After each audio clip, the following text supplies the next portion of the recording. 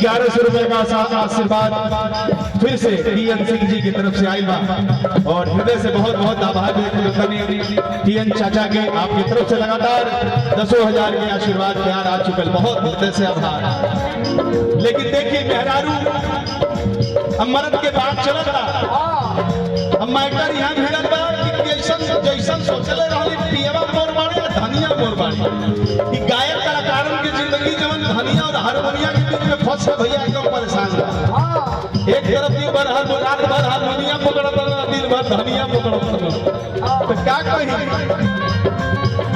हो सत्य की सबर की बड़ी निया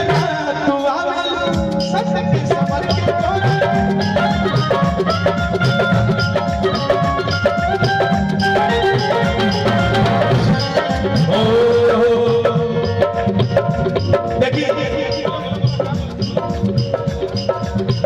एक लाइन इन्होंने बताया मुझे, हाँ गजरा मोहब्बत वाला अखियों का पैसा वाला, गजरा मोहब्बत वाला अखियों का पैसा वाला,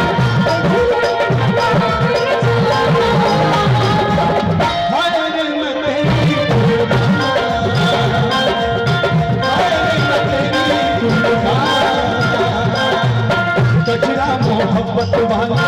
अखियों में ऐसा डाला, गजरा मोहब्बत वाला अखियों में ऐसा डाला, गजरे की मेरी हाय रे मैं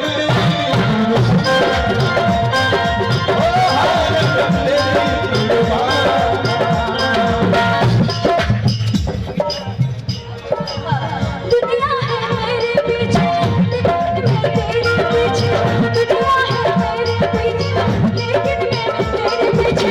अपना बना है मेरी जान, आई रे मैं तेरी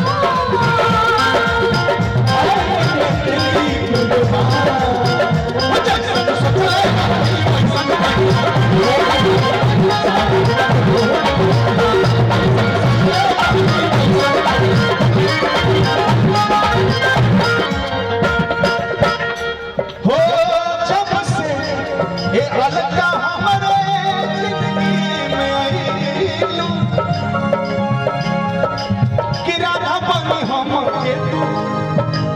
कि राधा बनी हम के तू नाच नचौ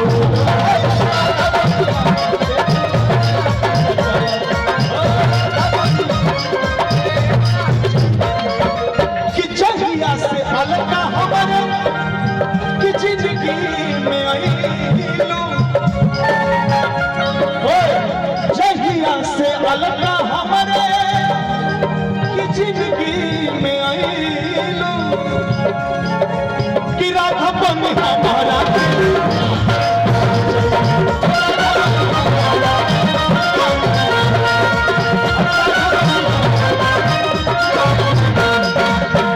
कि तोहरा बिना जिंदगी